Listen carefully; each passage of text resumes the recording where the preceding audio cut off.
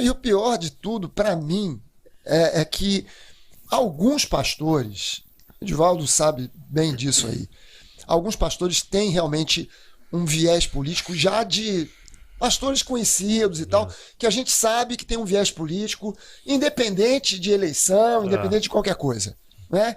Que tem um viés teológico, faz aquela salada, né, de teologia com política. Teologia da libertação. Teologia da libertação e coisas semelhantes, né? Porque a teologia da libertação é uma coisa muito assim da Igreja Católica, mas a Igreja Evangélica também arrumou a sua teologia da libertação Missão na íntegra. nome, missão na integral. Missão integral.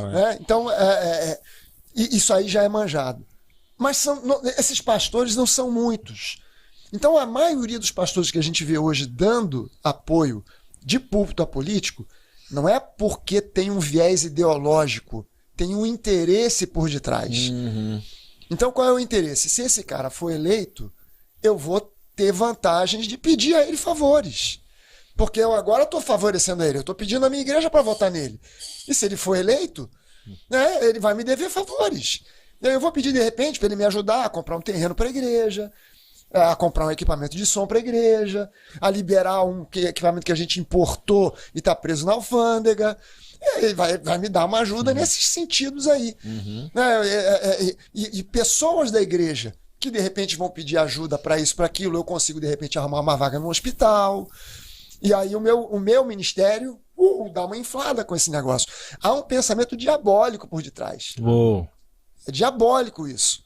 Então esse é o lado triste da história. De poder, né, Fragalho? A questão do poder. A questão do poder. E a questão do poder é o centro teológico da dificuldade toda. A questão do poder. O poder bíblico, o poder de Deus, o poder profético e o poder do Estado. Biblicamente, isso são duas coisas diferentes e separadas. Isso nunca se misturou. Biblicamente, isso nunca se misturou. O poder profético, que a gente chamaria poder religioso, nunca se misturou com o poder do Estado. Você vai consultar a Bíblia no Antigo Testamento e você vai ver que o rei nunca foi profeta. O profeta nunca foi rei. Havia uma ligação entre o profeta e o rei no sentido de que o profeta era um guia para o rei. Ele era uma fonte de orientação para o rei. Ele era uma fonte de alerta para o rei. Ele era muitas vezes uma fonte de confrontação para o rei. Você vê que Davi, ele adulterou com Batseba. Quem foi que confrontou Davi?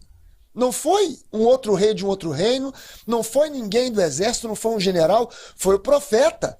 Foi Natã que foi a Davi, dizendo: Davi, vou te contar uma história. Olha, um camarada tinha um monte de ovelha, o outro só tinha uma ovelhinha. O cara que tinha um monte de ovelha foi lá e pumba, pegou a ovelhinha do cara. E aí, Davi, me diz quem é o cara, que eu vou passar a espada no pescoço dele agora. Davi, o cara é você. Então ele não pediu assim: Davi, me arruma o cargo aí, cara, ministro de qualquer coisa no teu governo. Não, ele sabia a posição dele. Ele sabia o lugar dele. Cara, eu sou profeta. Eu não posso estar misturado dentro. E quem falava o que agradava o rei eram os magos, né? Não é verdade? Os magos. Quem falava o que agradava o rei normalmente eram os falsos profetas. Os falsos profetas. Você vê o caso de Jeremias. Jeremias é um profeta, até chamado de profeta chorão, coitado. Porque por que ele chorava tanto? Porque ele falava a verdade pro rei. E quando ele falava a verdade, o rei manda prender esse cara.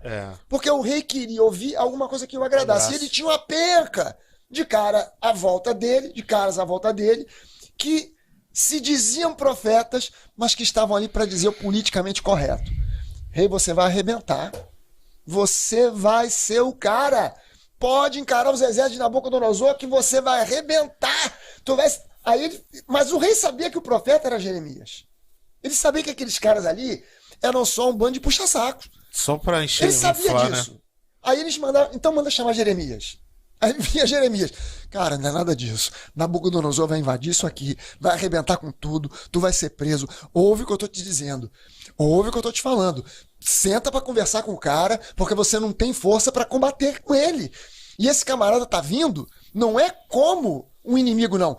Deus tá levantando esse cara como instrumento de Deus para te disciplinar. Então tu senta para conversar com ele. Prende Jeremias. Aí a Jeremias pro buraco. Ficava lá chorando. Pra que eu fui abrir a boca? Por que eu fui falar? Aí, solta Jeremias. Chama Jeremias. Fala aí pro Jeremias. Profetiza pra mim. Vai dar ruim. Prende Jeremias. Mas Jeremias não podia, no meio daquele chororô todo, dizer assim, vamos fazer uma coisa? Vamos acabar com esse sofrimento? Me nomeia alguma coisa aí. E eu mudo o meu discurso. Boa. Cara, eu sou profeta e não dá para eu ser aquilo que você quer. Eu fui levantado por Deus para te orientar, para te aconselhar, para te ajudar, para te confrontar.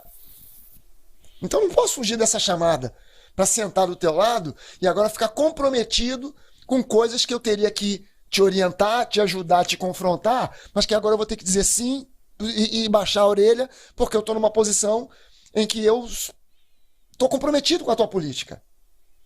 Você vai ver que o cara mais influente, olha, o cara mais influente da América do Norte, em toda a sua história, que mudou a história dos Estados Unidos e mudou a história do mundo, deu uma guinada na história do mundo, foi um pastor, Martin Luther King.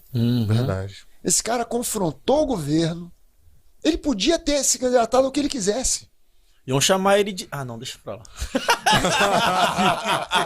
Fala assim, é a favor dos negros, racismo existe, iam chamar ele de alguma coisa que tu sabe, né, Edvaldo? É verdade. Tu sabe, né? Fala de amor. Mas se bem que na época o contexto era outra. Sim, sim. Mas esse cara podia se candidatar ao que ele quisesse. Uhum. Ele talvez só não ganharia uma eleição para presidente Que por aquela causa época do não permite conflito racial. é. Mas se ele fosse se candidatar a deputado ou até mesmo senador, com a população negra que já tinha o direito, que estava conquistando o direito de votar, e com muitos brancos que eram a favor daquilo que ele falava, ele ia ser eleito. Mas ele nunca se candidatou a nada. E não se candidataria a nada, porque ele entendia a posição profética que ele ocupava. E na posição profética que ele ocupava, ele pagou um altíssimo preço, que foi a própria vida, mas ele mudou a história dos Estados Unidos, por causa da posição profética dele. Agora, quando você olha hoje, eu concordaria, cara, eu não tenho problema nenhum com um cristão, alguém pode perguntar assim, pastor, mas então você acha que é errado um crente se envolver em política, ser candidato a isso? Não, não acho errado, não. Agora, eu acho que o cara tem que se candidatar com uma plataforma onde ele saiba qual vai ser o papel dele ali dentro. Exato. De pagar o preço que ele vai ter que pagar. Sabe, de chegar lá e ser, de repente, confrontado, ser um pária e confrontar o que está errado, confrontar o erro, confrontar a corrupção, bater de frente com um monte de gente, confrontar o sistema e matar no peito o tiroteio que vai vir contra.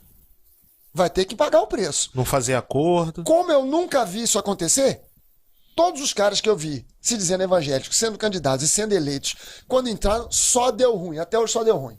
Real.